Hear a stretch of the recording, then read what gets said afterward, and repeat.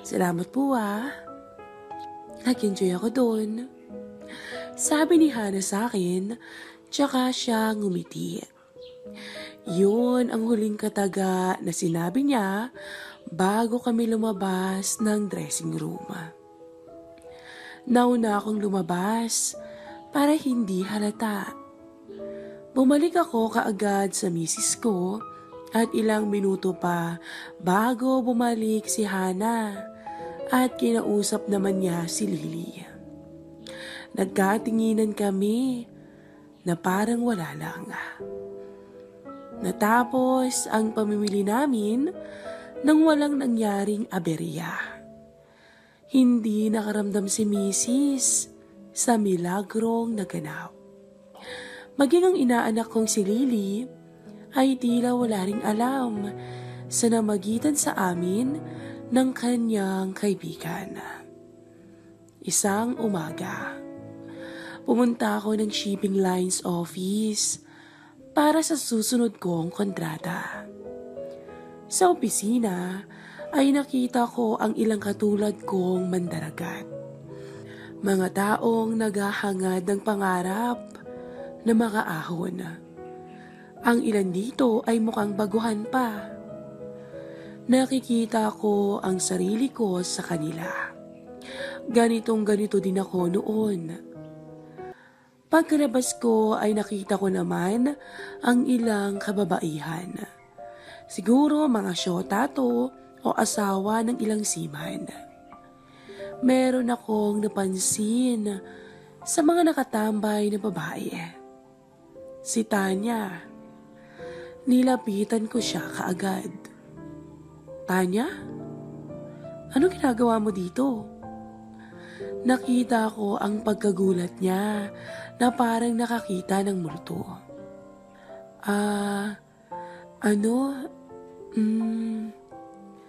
Hindi pa nakasagot si Tanya ay may isang binatang lumapit sa kanya at umakbay.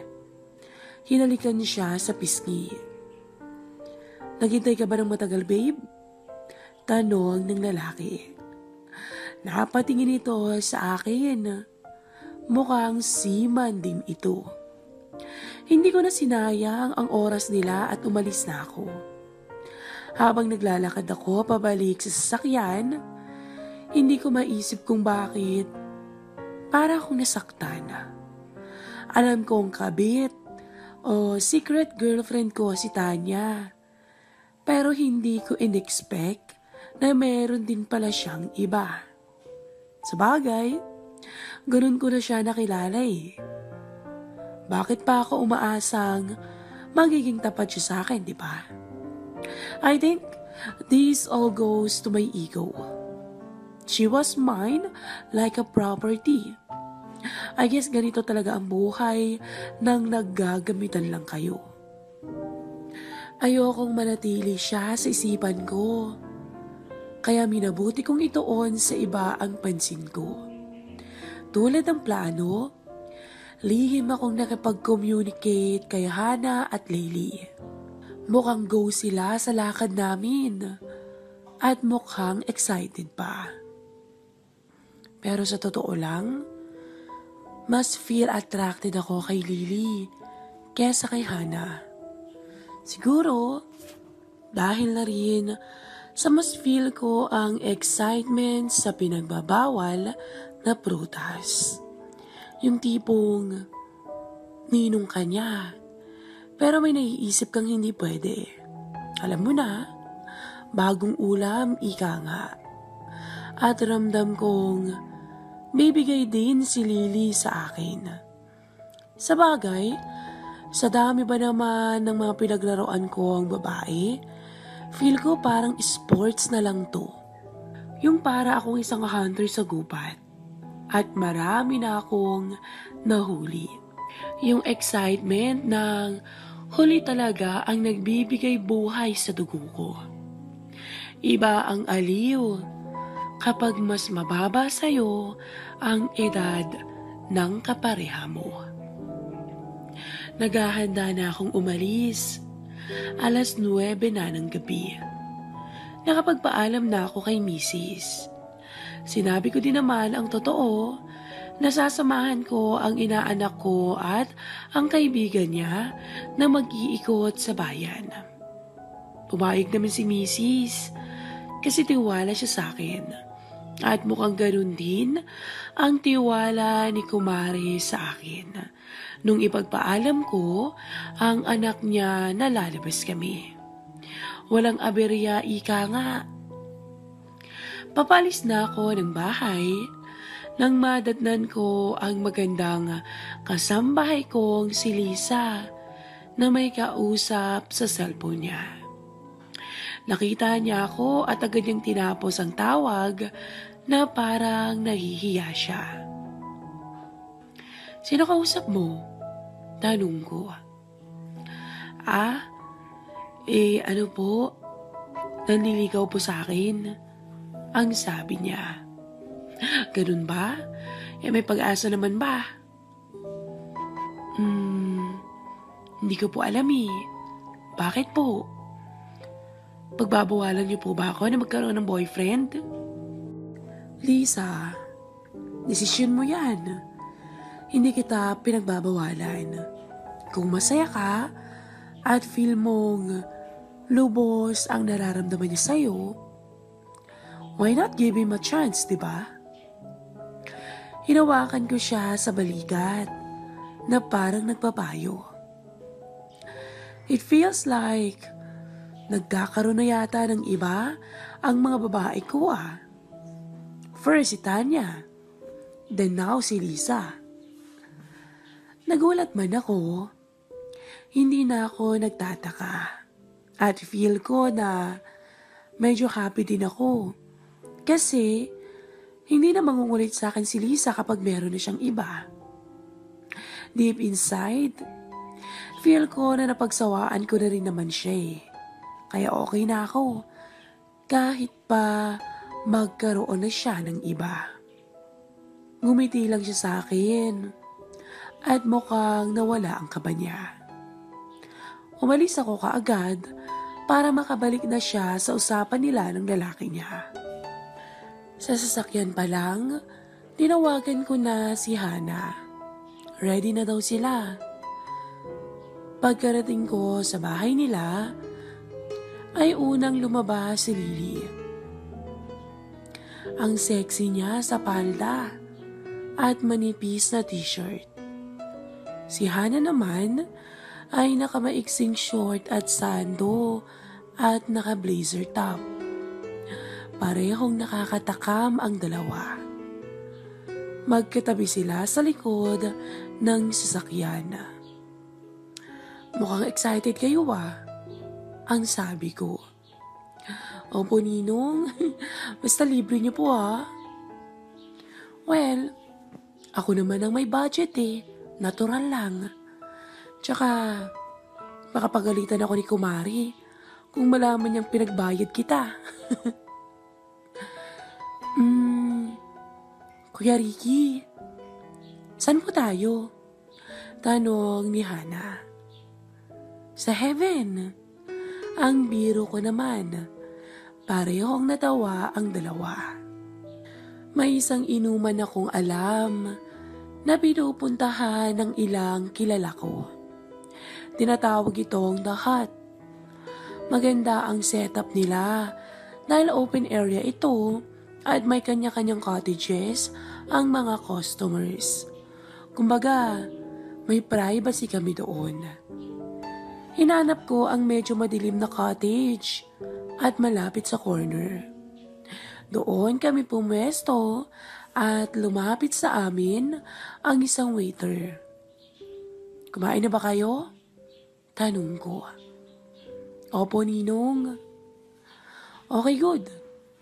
Di drinks na lang ang o-orderin ko agad.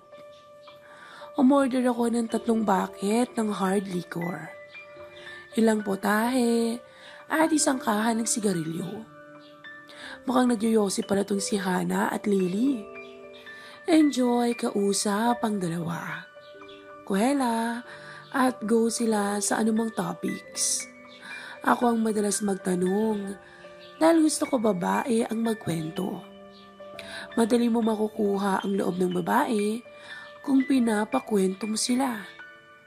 Syempre, yun naman ang plano ko din, di ba? Ang sarap titigan ni Lily habang nagyoyosi at nakadikwatro pa. Nagkukwento siya at bumubuga ng usok. Dito ko nalaman na bay pala silang dalawa. Agad akong nag-dare sa kanila kung kaya nilang mag-kiss sa harap ko.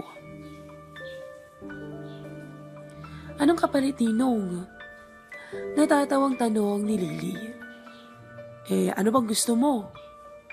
Tanong ko. 2,000. Ay, ang taas naman. 500, pwede pa.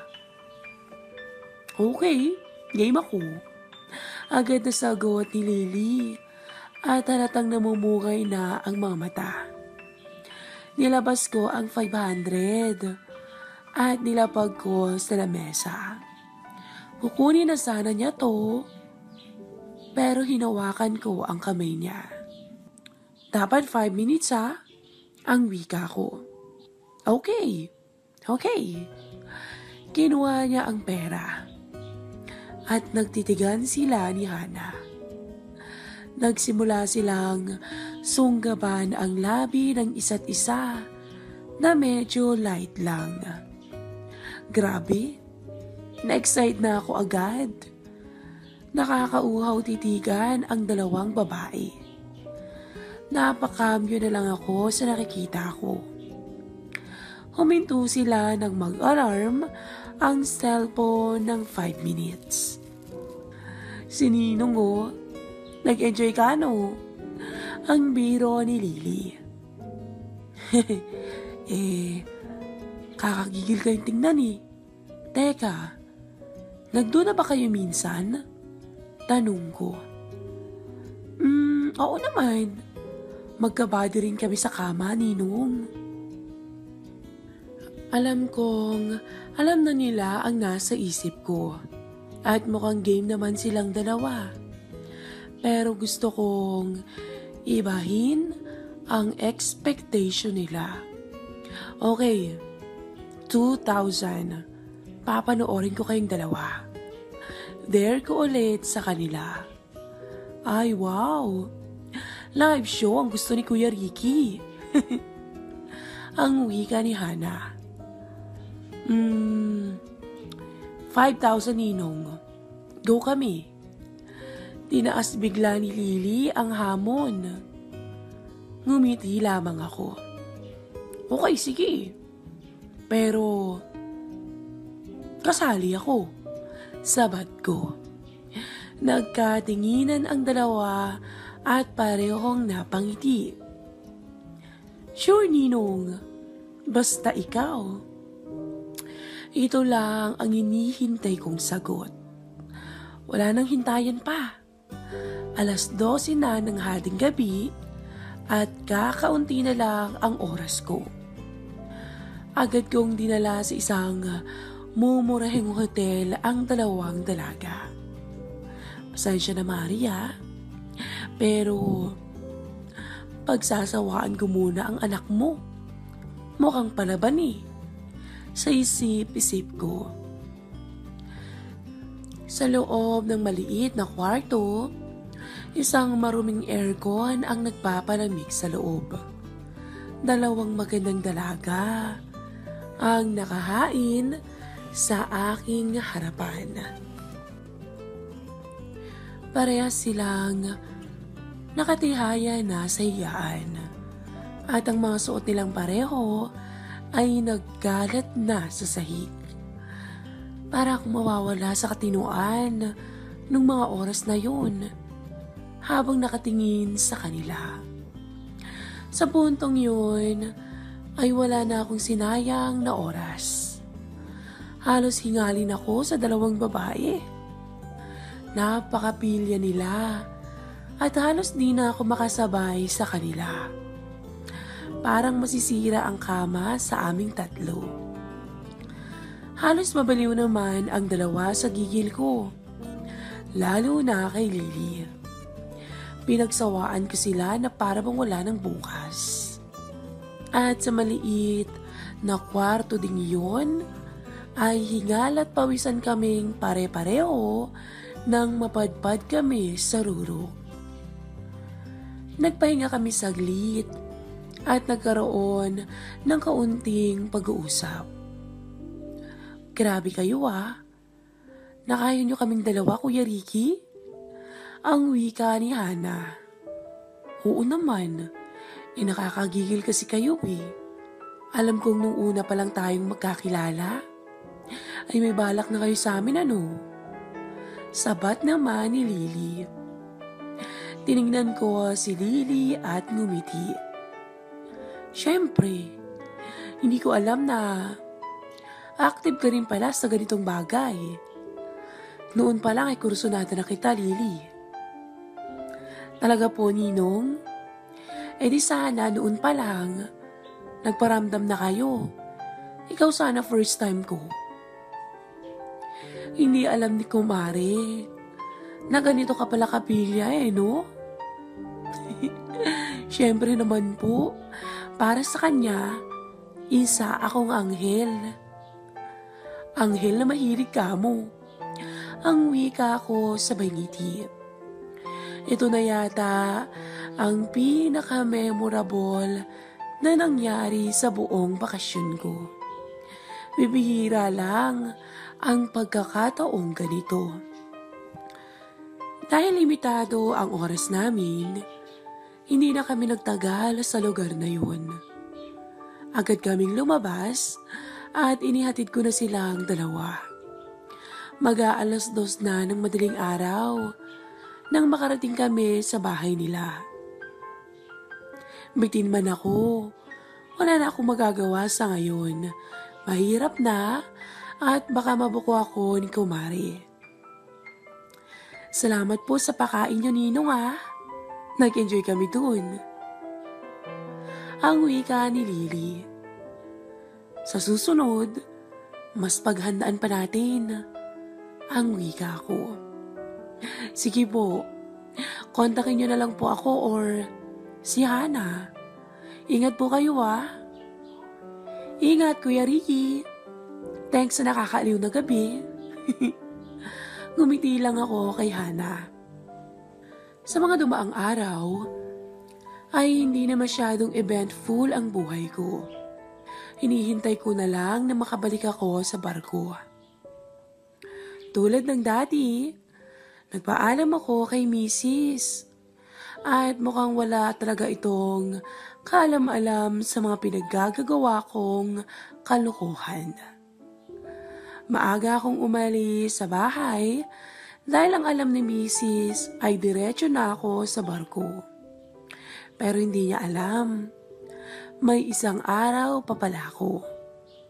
Siyempre, last day mo na ulit sa lupa, di sulitin mo na.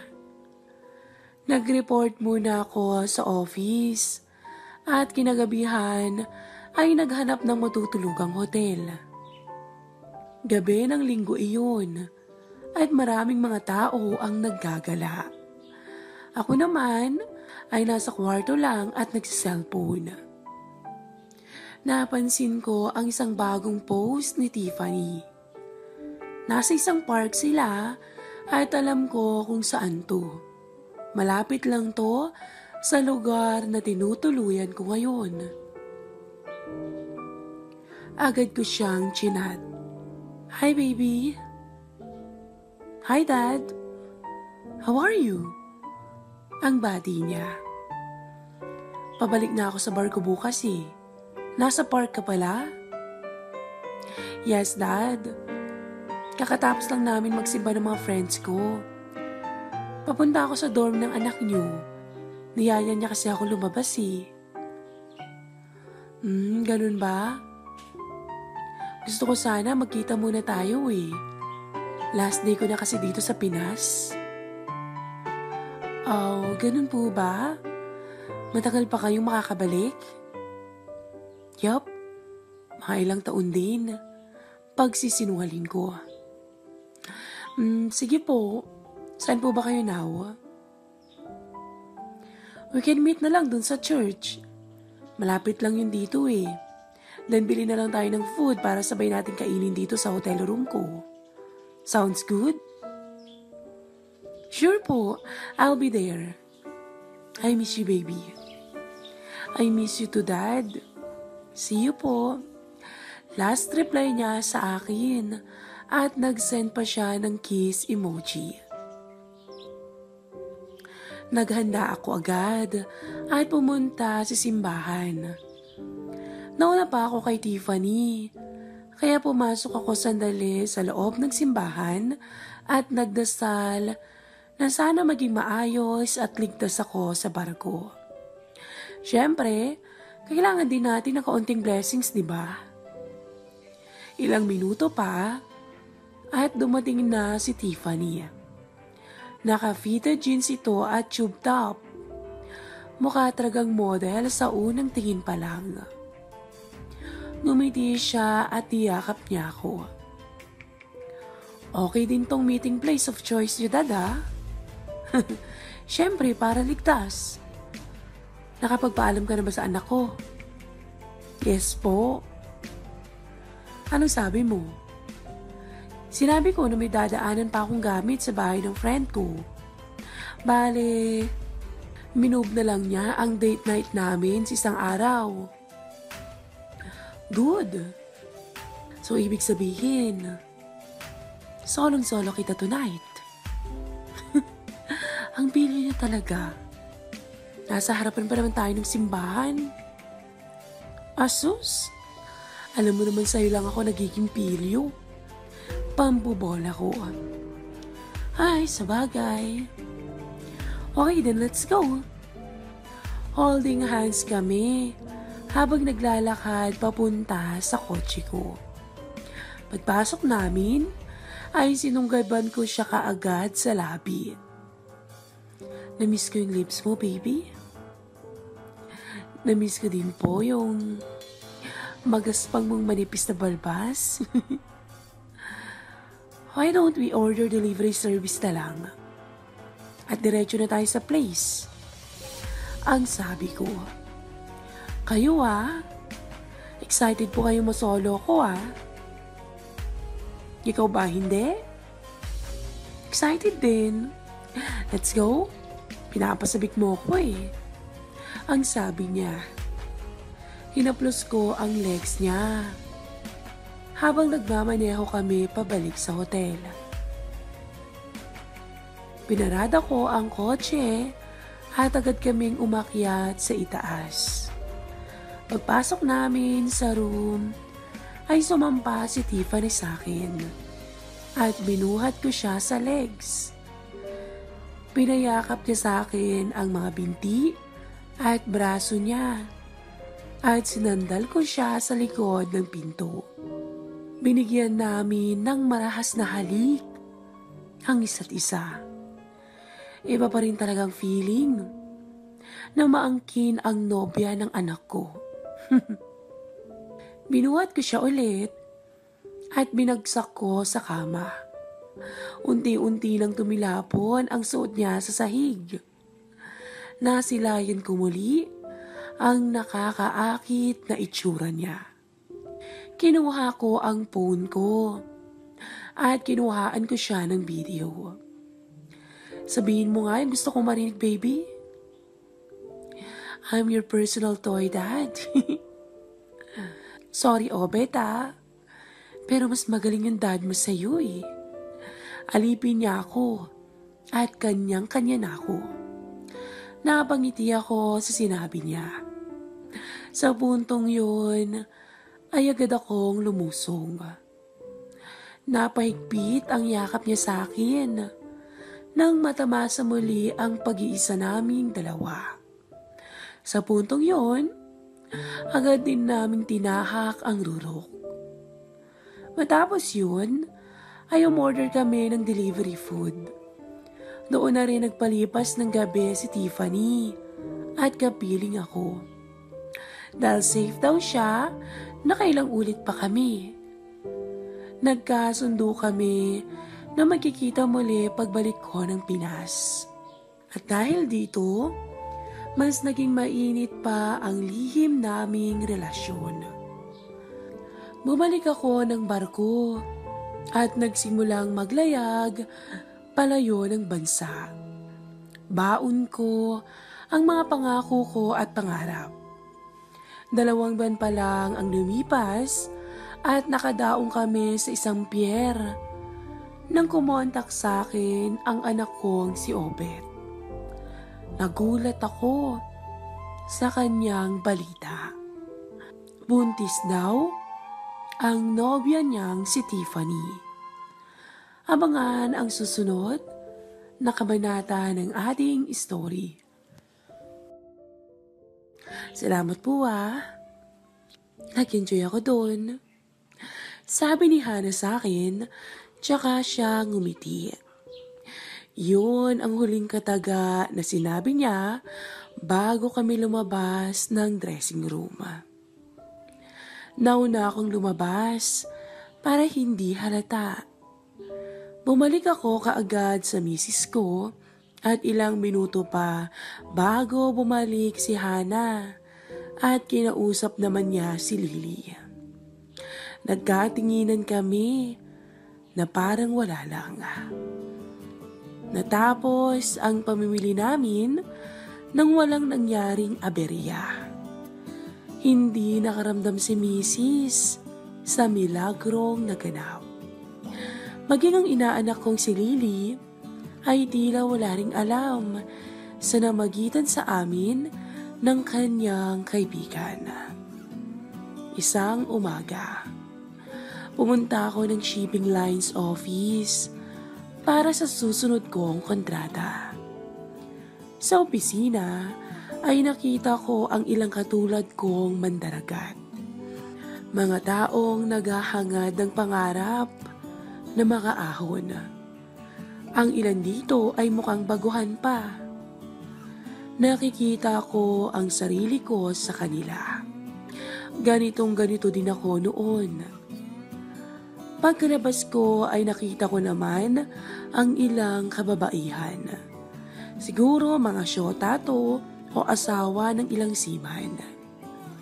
Meron akong napansin sa mga nakatambay na babae. Si Tanya. Nilapitan ko siya kaagad. Tanya? Anong ginagawa mo dito? Nakita ko ang pagkagulat niya na parang nakakita ng multo.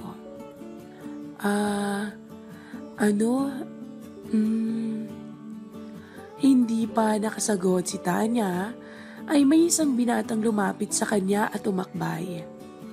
Hinalikan siya sa pisngi. Naghintay ka ba ng matagal, babe? Tanong ng lalaki. Napatingin ito sa akin. Mukhang seaman din ito. Hindi ko na sinayang ang oras nila at umalis na ako. Habang naglalakad ako pabalik sa sasakyan, hindi ko maisip kung bakit para akong nasaktan. Alam kong kabit o secret girlfriend ko si Tanya.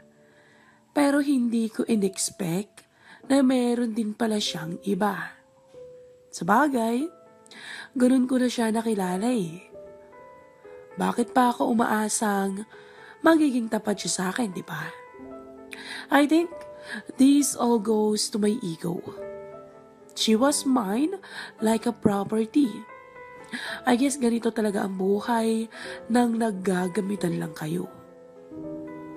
Ayokong manatili siya sa isipan ko. Kaya minabuti kong ituon sa iba ang pansin ko. Tulad ng plano, lihim akong nakipag-communicate kay Hana at Lily. Mukhang go sila sa lakad namin at mukhang excited pa. Pero sa totoo lang, mas feel attracted ako kay Lily kesa kay Hana. Siguro, dahil na rin sa mas feel ko ang excitement sa pinagbabawal na prutas. Yung tipong ninong ka niya, pero may naiisip kang hindi pwede. Alam mo na, bagong ulam, ika nga. at ramdam kong bibigay din si Lily sa akin. Sa bagay, sa dami ba naman ng mga pinaglaruan ko ang babae, feel ko parang sports na lang to. Yung para akong isang hunter sa gubat at marami na akong nahuli. Yung excitement ng huli talaga ang nagbibigay buhay sa dugo ko.